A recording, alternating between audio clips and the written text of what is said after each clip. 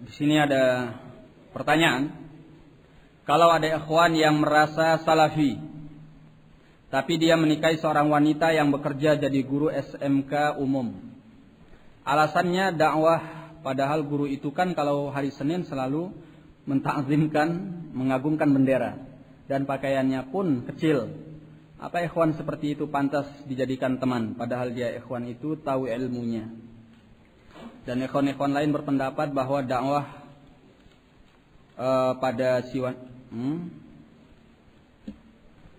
bahwa dakwah pelan-pelan pada si wanita itu. Apa ini benar? Kalau benar, bagaimana dengan tafsir An-Nur ayat 2? Baik.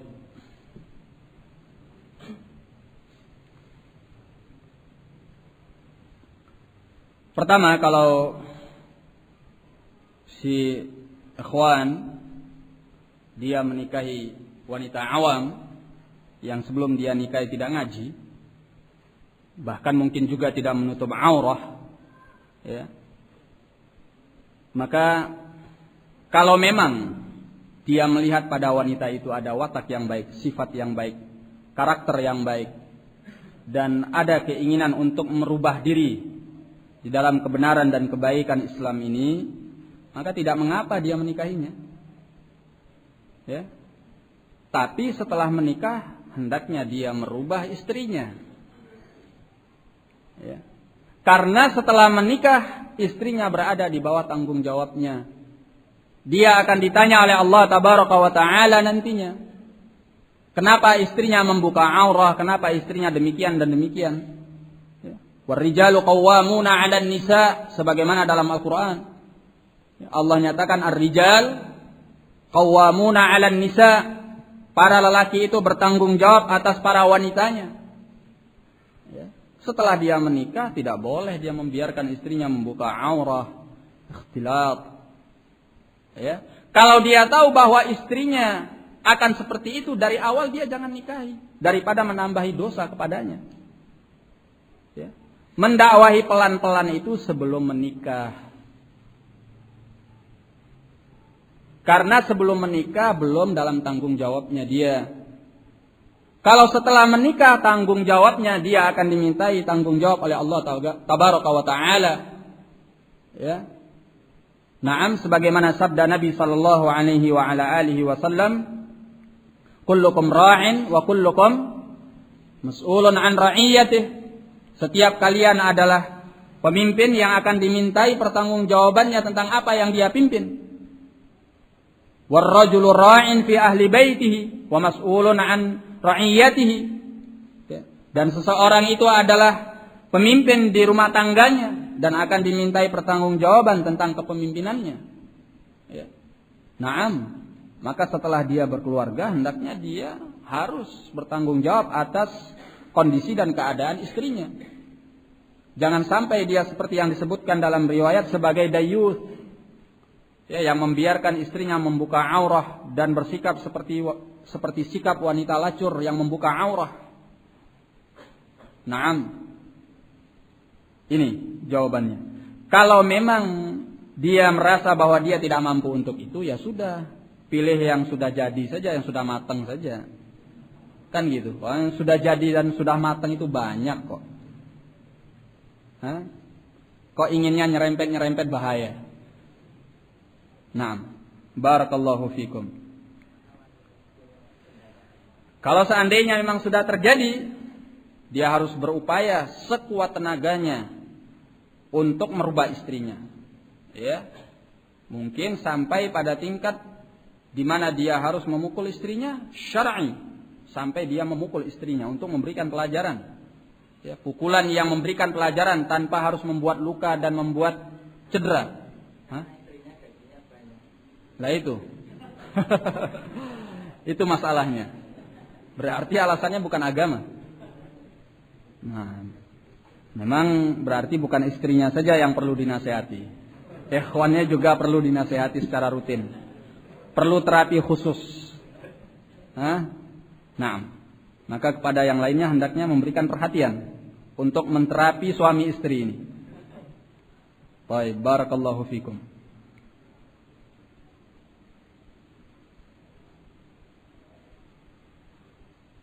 Tadi disebutkan bahwa dosa orang yang berkata tentang Allah tanpa ilmu itu lebih tinggi tingkatannya dari berbuat syirik. Mohon dijelaskan lebih lanjut. Naam. Karena berkata atas nama Allah tanpa ilmu ini mencakup berbagai perbuatan dosa bahkan kekafiran di dalamnya. Ya. Perkara-perkara bid'ah yang merupakan kekafiran kepada Allah itu adalah buah dari al-qaulu 'ala Allah bila ilm.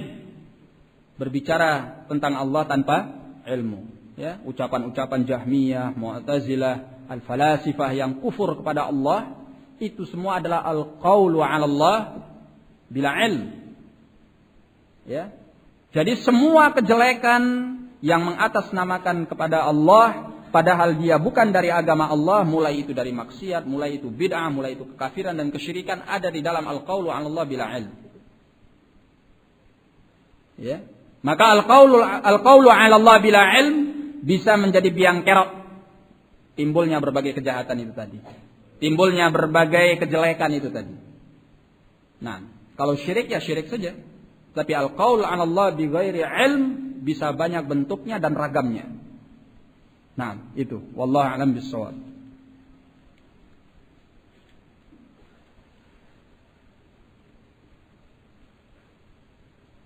Dari mana atau dari referensi apa saja kita bisa memastikan kita di atas pemahaman salafus salih? Ya, tentunya kembali kepada kitab-kitab ulama ahlus sunnah, baik di dalam bidang tafsirnya, ya, demikian pula di dalam bidang haditsnya, dan apa-apa yang mendukung keduanya. Ya, kitab-kitab tafsir seperti tafsir Ibn Katsir, tafsir Al-Qurtubi, tafsir Ibn Jarir dan yang lainnya dari tafsir As-Salaf, ya. Kemudian kitab Syuruhul Hadits seperti syarah atau syuruhat li ummahatis sitt, syarah Sahih Al-Bukhari, syarah Sahih Muslim, Abu Dawud, Tirmidzi, An-Nasa'i, Ibn Majah. Naam, dan kitab-kitab syarah hadis yang ada. Kemudian kitab-kitab fikih, ya, kitab-kitab fikih yang ditulis oleh para ulama us-sunnah, dan itu banyak sekali. Nah, al-muhim referensi ini adalah referensi yang berupa penjelasan terhadap kitabullah dan sunnah dengan pemahaman salaf. Apa saja ciri-ciri dakwah yang ikhlas yang pantas kita ikuti? Dakwah yang murni untuk Allah tabaraka wa ta'ala, selama dakwah itu ada sumbernya Alkitab was-sunnah ala fahmi salaf, dan di atas bimbingan para ulama us-sunnah, ya, baik yang sudah meninggal ataupun yang masih hidup. Nah, adapun kalau kita mendapatkan pendapat-pendapat, pemikiran-pemikiran, ijtihad, ini yang dilarang kita untuk ta'assub, fanatik, taklid. Kenapa? Supaya kita murni dalam beragama. Siapapun dia. Ya, siapapun dia. Sebagaimana yang dinyatakan oleh Al-Imam Malik rahimahullah, kullu ahadin yu'khadhu min qawlihi wa yurad illa sahib hadzal qabr. Setiap orang itu bisa diterima pendapatnya, bisa ditolak, kecuali pemilik kuburan ini, yaitu Rasulullah sallallahu alaihi wasallam. Naam. Ada satu kalimat yang sangat indah dari Asy-Syaikh Al-Imam Muhammad Aman Al-Jami rahimahullahu ta'ala, tatkala beliau membantah Asy-Syaikh Muhammad Nasiruddin Al-Albani rahimahullah terkait dengan kasus perang Teluk. Tatkala Irak akan membawa kekuatan militernya masuk ke wilayah Saudiyah. Ya. Ketika itu pemerintahan Saudi Arabia meminta bantuan dari militer Amerika. Terjadi khilaf di kalangan para ulama tentang sikap pemerintahan Saudi Arabia ini. Ya. Al-muhim, syahid dari peristiwa ini, Asy-Syaikh Muhammad Aman Al-Jami punya pendapat lain dari apa yang dipandang oleh Asy-Syaikh Al-Muhaddits Muhammad Nasiruddin Al-Albani. Kata beliau, tatkala di awal beliau ingin membantah pendapat itu, ya, Beliau ingatkan dengan ucapan Syekh Al-Albani sendiri tatkala membantah sebagian ahlu zaygh, sebagian orang yang menyimpang, ya, bahwasanya beliau menyatakan fulanun habib, ya, fulanun habib wal haqqu ahabbu ilaina. Maka kata Syekh Muhammad Aman Al-Jami, Syekh Muhammad Nasiruddin Al-Albani habib, artinya habib orang yang dicintai, ya, kita mencintainya. Walakin al-haqqu ahabbu ilaina, akan tetapi kebenaran itu lebih kita cintai. Ya. Nah, siapapun dia, bukan berarti tatkala kita meninggalkan pendapat seorang ulama, apalagi cuma ustadz, ya, bahwa kita tidak menghormatinya, kita tidak memuliakannya. Beda, ya, permasalahan ini dengan permasalahan menghormati dan memuliakan. Ya, fulanun habibun wal haqqu ahabbu ilaina. Ya.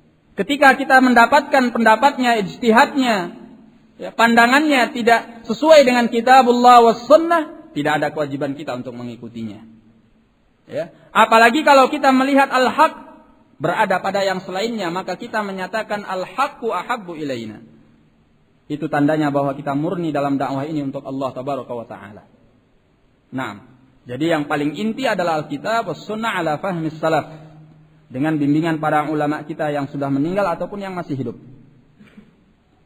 Nah, jadi kita jangan sakit hati juga, ya, tatkala kita menyatakan itu pada orang lain, tatkala suatu ketika kita juga mendapatkan orang lain meninggalkan pendapat kita, meninggalkan pandangan kita, ya, kita jangan sakit hati, jangan tersinggung, jangan merasa dilecehkan, jangan merasa tidak dihormati, ya, itu hal yang wajar, ya, karena agama dan dakwah ini adalah milik Allah dan bukan milik kita. Apa saja yang termasuk darurat dalam hal foto dan dalam hal ikhtilat? Bagaimana kaidah darurat? Nah, kalau foto itu, ya, setiap perkara yang kita tidak bisa terhindar karenanya, yang itu terkait dengan hajat, kebutuhan kita dan kepentingan kita, darurat kita. Ya, seperti dicontohkan oleh para ulama, ya, masalah KTP, paspor, ya, atau yang semacam inilah. Karena kita tidak bisa terlepas, kita diharuskan oleh penguasa kita. Kalau tidak, kita tidak bisa untuk bergerak. Ya, atau mungkin dalam sebagian kondisi dan keadaan kita bisa mendapatkan ancaman bahaya. Ya. Misalnya kita tidak punya KTP dalam situasi sedang ribut tentang teroris, bisa keciduk kita, padahal kita bukan teroris. Nah, Allahul musta'an ala kulli hal, ini termasuk yang dibolehkan oleh para ulama. Begitu juga ikhtilat yang darurah, di mana kita tidak bisa menghindar, karena memang itu adalah kebutuhan yang mau tidak mau harus kita lakukan. Bukan atas dasar pilihan kita sendiri yang masih ada jalan lain. Ya, misalnya kita mau tidak mau harus pergi ke suatu tempat karena kebutuhan kita, tidak mau tidak. Ya, di mana di jalan itu kita naik kendaraan umum yang memang kondisinya ikhtilat. Sementara kita tidak punya kendaraan sendiri. Kalau jalan, ya monggo kalau bisa. Silahkan kalau bisa. Ya. Kalau kita mendapatkan kesulitan, keberatan yang mungkin akan terabaikan keselamatan kita, kebutuhan kita yang pokok, ya, ini kondisinya memang memaksa. Nah, seperti itu. Jadi dalam kondisi-kondisi yang seperti ini dinyatakan sebagai perkara yang hajah atau darurah. Nah,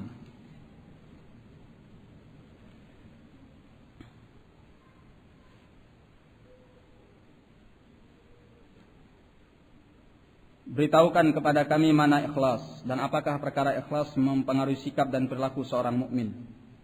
Ikhlas itu artinya adalah engkau mengharapkan wajah Allah dan pahala dari Allah tabaraka wa taala. Ya. Kemudian apakah ada pengaruhnya kepada sikap dan perilaku? Jelas. Orang yang ikhlas, perilaku dan sikapnya akan tampak bahwa dia murni untuk Allah tabaraka wa taala. Dan demikian pula yang sebaliknya. Ya. Kelihatanlah mana orang yang berbuat karena Allah, mana orang yang tidak berbuat karena Allah. Ada tanda-tanda yang menunjukkan kepadanya. Nah, dan itu bisa dirasakan. Barakallahu fikum. Tapi jangan sekali-kali kita memastikan seseorang dia tidak ikhlas. Wah, ini enggak ikhlas ini. Dari mana engkau tahu? Ya, dia buktinya begini-begini. Lah, engkau tahu hatinya manusia.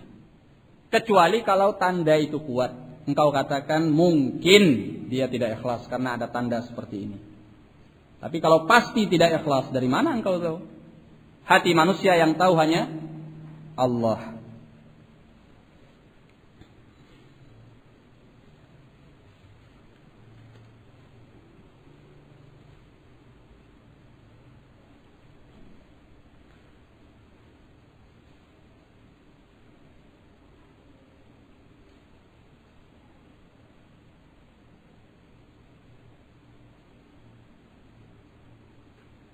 Bagaimana sikap kita kepada ikhwan dan akhwat yang akan menikah tapi melalui proses pacaran, padahal kita sudah menasihati?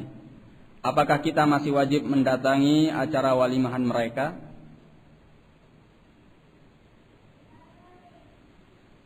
Pertama, kita perlu menasihati kedua belah pihak tatkala mereka melakukan pacaran itu, karena itu jelas tidak syar'i. Ya, jelas tidak syar'i dan tidak ada pacaran yang islami. Ya. Nanti kalau ada pacaran yang islami, nanti ada zina yang islami.